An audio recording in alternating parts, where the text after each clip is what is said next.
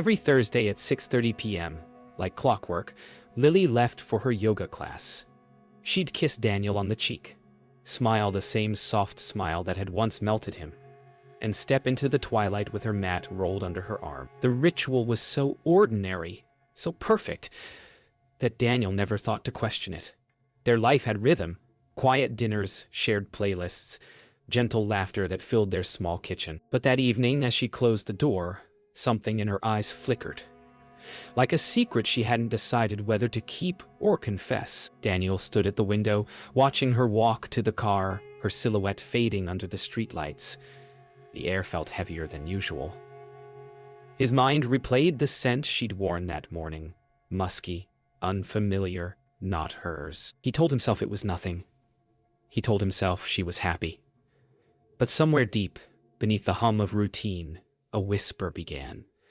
What if everything you trust is a lie? The next morning arrived wrapped in the smell of coffee and the faint hum of quiet guilt. Lily moved around the kitchen like nothing had changed, humming to herself as sunlight flickered through the blinds. Daniel watched her from across the table, the newspaper open but unread. Her hair was still damp from a shower, her skin glowing in that effortless way that used to calm him. But now, it unsettled him. He wondered if her hands, the ones pouring his coffee, had touched someone else hours before. He smiled anyway, pretending normalcy was love, pretending love was still theirs. When she met his eyes, she asked, "Everything okay?" And for a moment he almost told her everything. But instead he just said, "Yeah, just tired." The lie felt strange in his mouth, like the first crack in something once sacred. At work, Daniel tried to bury himself in blueprints and deadlines. The lines and angles made sense, predictable, precise, unlike people.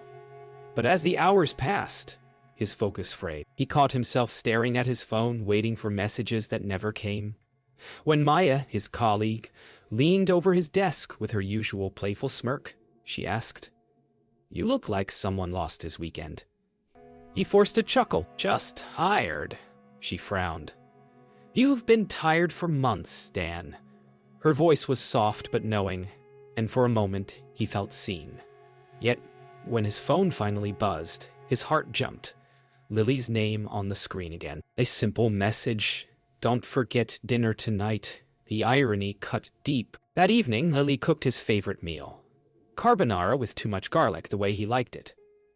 She laughed easily, almost too easily, telling stories about her day, avoiding the word yoga entirely. Daniel listened, watching her lips form sentences that meant nothing. He wanted to believe her, to find warmth in her smile, but beneath the surface, every gesture felt rehearsed. When he reached for her hand across the table, she hesitated, just enough for him to feel it. "You're quiet tonight," she said. "Work stuff," he lied again. The lies were piling now, layered like the dishes drying behind her. Love wasn't gone. It was just gasping for air. Later that night, after she fell asleep, Daniel sat in the living room with the lights off. The rain had stopped, leaving a thin mist on the window. The house was too quiet, too clean, too peaceful for the storm building inside him. He scrolled through Lily's social media, each smiling photo feeling like evidence of a life he didn't recognize anymore. He noticed small things, different angles, new filters, captions about balance and freedom. He stared at one picture of her in yoga clothes, the caption reading "Thursday Peace," but something behind her in the photo caught his eye. A reflection in the mirror, blurred but unmistakably male. His breath caught. For the first time, he couldn't lie to himself anymore. The morning after the photo, Daniel couldn't look at Lily without seeing the shadow in the mirror. Every word she spoke seemed wrapped in false calm, every movement rehearsed. She hummed while brushing her hair, asked if he'd like pancakes, small talk from a stranger wearing his wife's face. He kept nodding, smiling, answering on autopilot, while inside, Something began to fracture. He wanted to confront her, but fear froze him. The fear that knowing the truth would destroy the last fragments of their peace. As she leaned down to kiss his cheek before leaving for work, he smelled that same cologne again. Expensive, masculine, unfamiliar. This time, he didn't smile back. The door closed, and silence filled the house like smoke after a fire. By noon, Daniel's thoughts were no longer his own. They looped, rewound, rewrote themselves in cruel clarity. At his office desk, surrounded by the hum of printers and chatter, he felt like he was underwater. Maya noticed. She dropped a file onto his desk and said, half joking, "You look like you've seen a ghost." He forced a laugh, but his hand trembled as he reached for his coffee. "Just deadlines," he muttered. "Or something else?" she asked quietly. He didn't answer. When she walked away, he caught a faint reflection of himself in the glass partition. Hollow eyes, clenched jaw, the kind of man who used to believe in trust. That evening, Lily returned later than usual. Daniel waited in the living room with the television on mute, the flicker of light painting his face in cold tones. When she walked in, rain glistening in her hair, he asked casually, "How was class?" She froze for a fraction of a second before answering, "Good, really good. We tried something new tonight." He smiled. But his voice had an edge when he replied, "Yay? Must be intense." "You're glowing," she laughed nervously, brushing past him. As she disappeared into the bedroom, he stared at her yoga mat propped by the door. It was perfectly clean. No sweat, no sign of use. Only a faint scent of cologne clung to it, the same one from that morning. Sleep became impossible. Daniel's mind kept replaying her tone, her laughter, her avoidance. Around midnight, he crept from bed and opened her phone. His hands shook as he typed her passcode. Wrong once, twice. Then finally, it unlocked. Messages scrolled by. Friends, work, family, all ordinary. Until one stood out, saved under the name A. The conversation was clean, erased of context, but a single line remained. Same time Thursday, his chest tightened. He stared at it for a long time, until the screen dimmed and reflected his own face back at him. He didn't feel angry, just hollow. The kind of hollow that only truth can carve. The next morning, Daniel drove her to work. She smiled as she fastened her seatbelt, thanked him, leaned in to kiss his cheek, and he froze. He wanted to ask her about the message. About everything.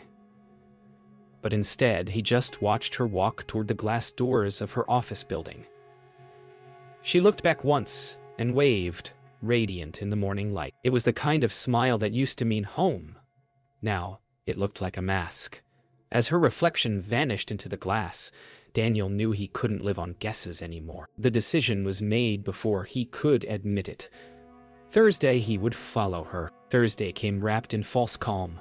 Daniel spent the whole day pretending to work, counting hours like they were drops of acid. When 6 o'clock finally arrived, his heart pounded with a rhythm he didn't recognize.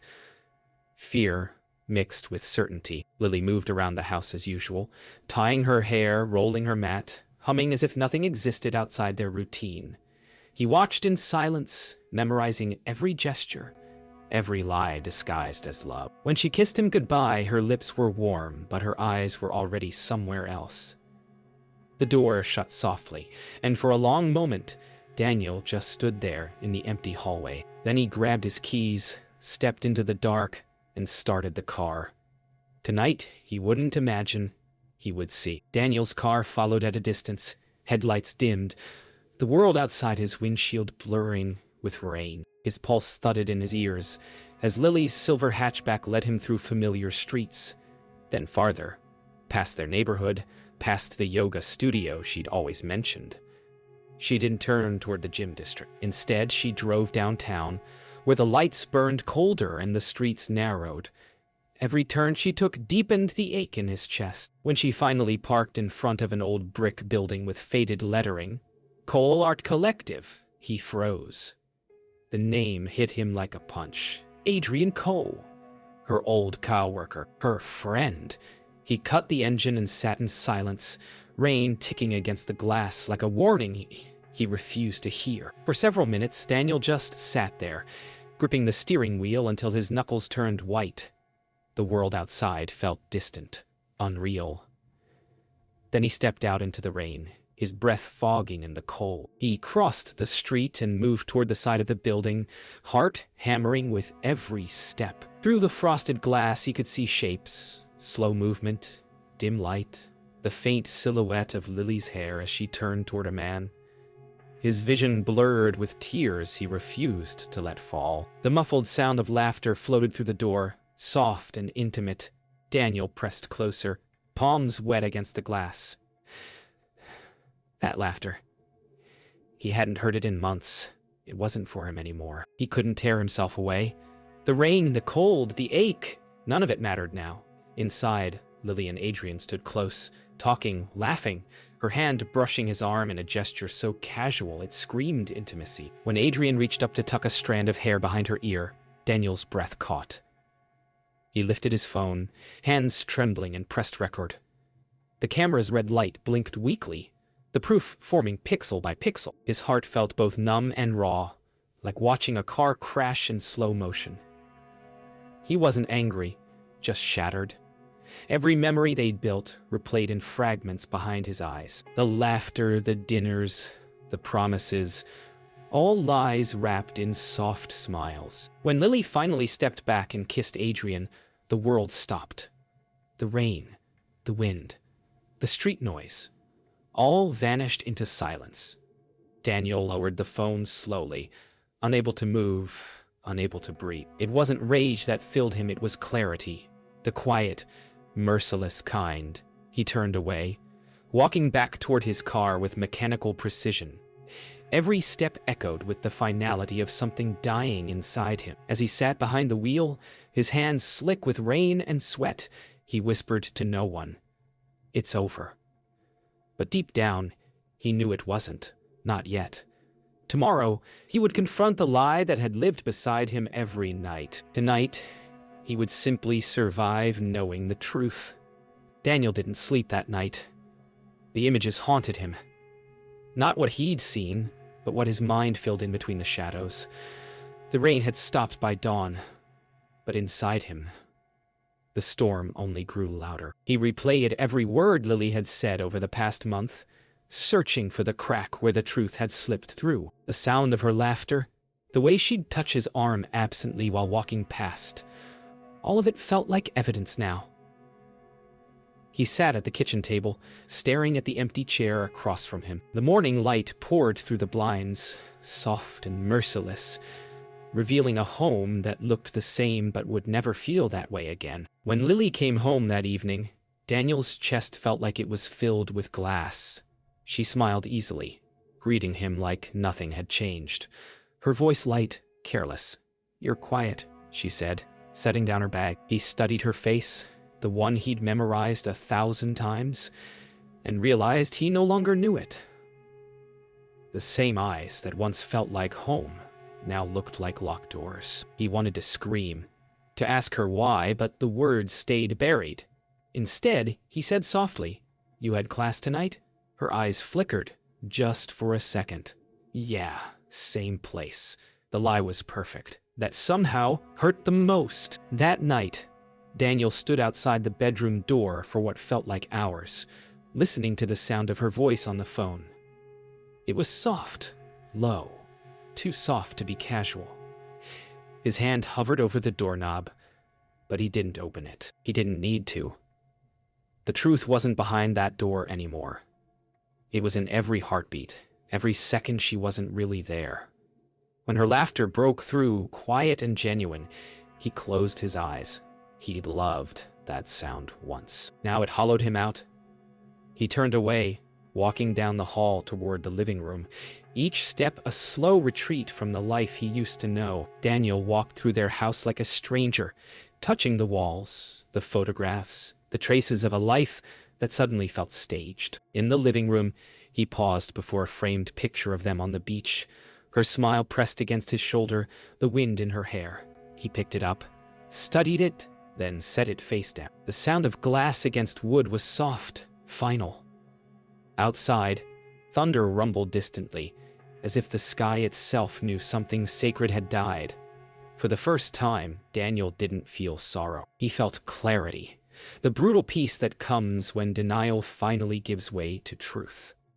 When he finally lay beside her that night, she was already asleep. Her breathing was steady, innocent.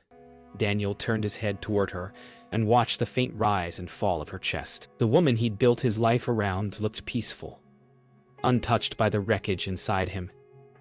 He whispered her name once, softly, almost kindly, and felt nothing. And felt nothing. No rage, no longing, just a vast, quiet emptiness. As the clock ticked toward midnight, Daniel closed his eyes and made a silent promise. Tomorrow he would end the pretending. Whatever came next, it would be true. Morning came too quietly. The air felt thin, like the house itself was holding its breath. Daniel brewed coffee but didn't drink it. When Lily appeared in the doorway, her hair still tangled from sleep, she smiled faintly. Habit, not warmth. "You're up early," she said. He nodded, staring at the steam rising between them. "We need to talk." Her hands froze mid-motion, the color draining from her face. The words sat between them like a drawn blade. "About what?" she whispered. Daniel's eyes didn't move. "About Thursday, about the place downtown." For a heartbeat, everything was silent, except the ticking clock. Then she exhaled, long, defeated, and the truth stepped into the room. She tried to laugh it off at first. Said he was being paranoid, that I'd read too much into things. But Daniel just stared, silent. Then he took out his phone, turned the screen toward her, and pressed play. The faint glow lit her face as the sounds from that night filled the air. Laughter, music. Her voice sang a man's name. Lily's shoulders sank. Her hands covered her mouth, and for the first time, she didn't try to lie. "Daniel," she started, but he shook his head. "I just want to know why." Her eyes filled with tears, but the answer came out small, honest, and unforgiving. "Because I was lonely." The words came like cracks spreading through glass. Lily spoke in fragments.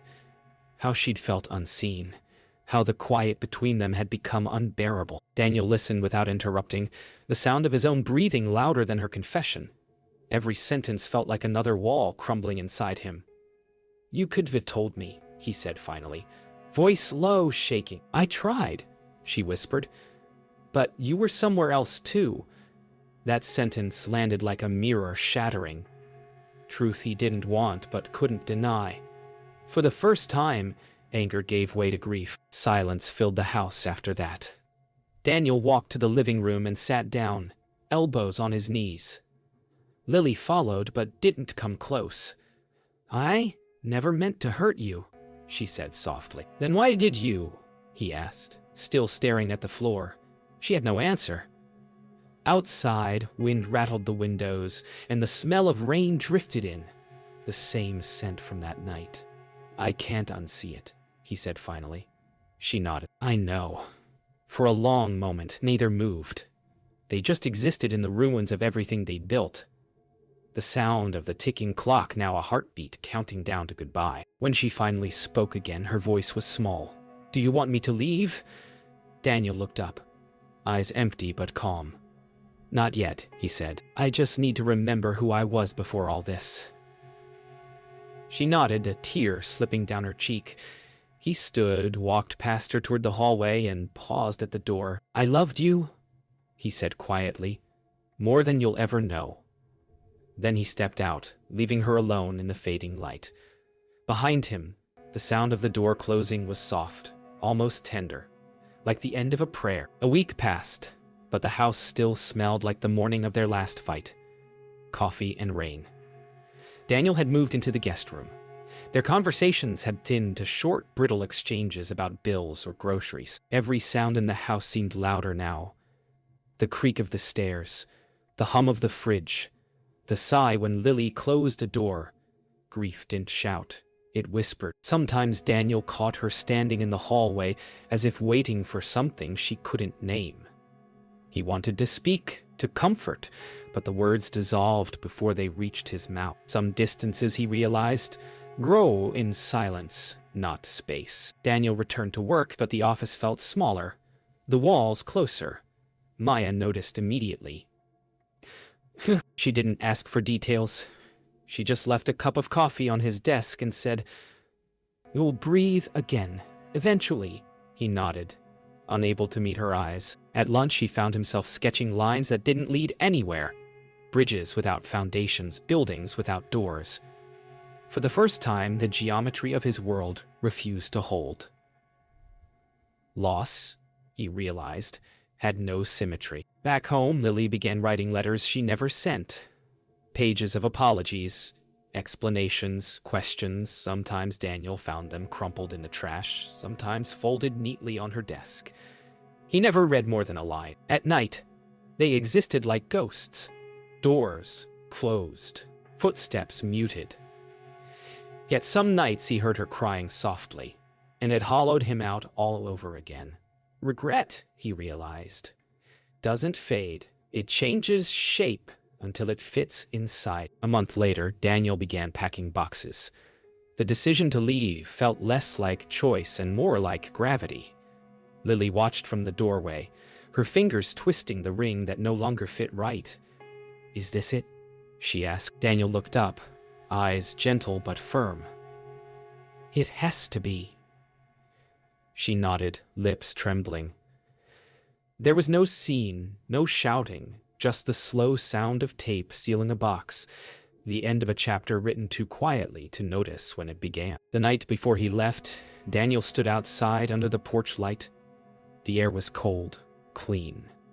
Inside, the house was silent except for the ticking clock in the kitchen. He looked up at the windows, his life framed in rectangles of fading light, and felt something unfamiliar. Relief. Not peace. Not yet.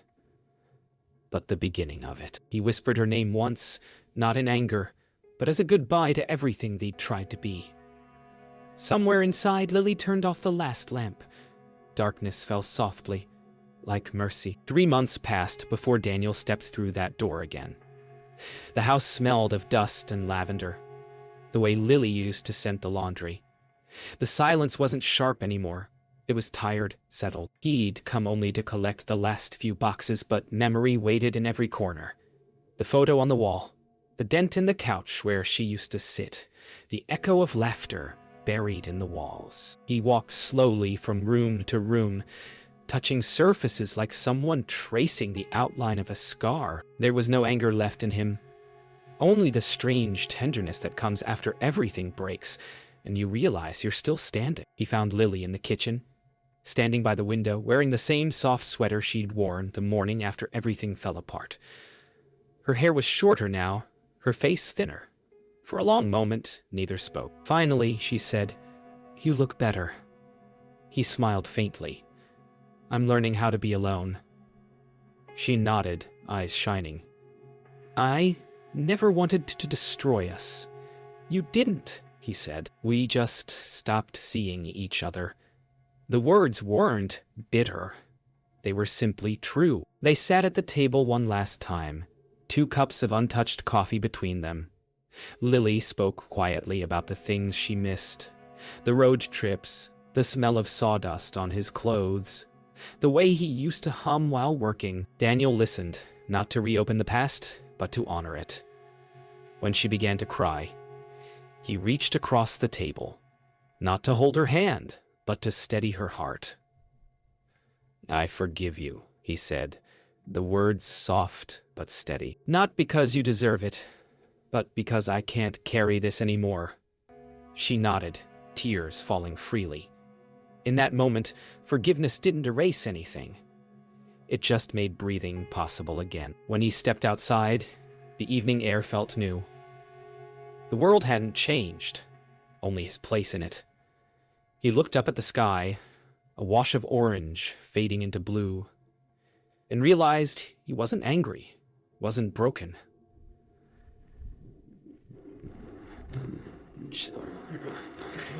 For the first time, he wanted nothing from her, not even memory. What remained was gratitude for the lessons pain had forced him to learn. That love isn't ownership, and forgiveness isn't weakness. It's release. Days later, Daniel drove to the coast. He parked near the cliffs, the same place they'd once taken photos of each other, laughing in the wind. Now he stood alone, wind in his hair, the sea roaring below. He pulled the ring from his pocket, turned it once in his fingers, then let it go. It fell into the waves like a silver drop of light. The wind carried the salt and sound around him, and he smiled. A real smile this time. Some stories don't end in reunion, he thought. They end in understanding. He closed his eyes, breathed in the sea, and finally exhaled.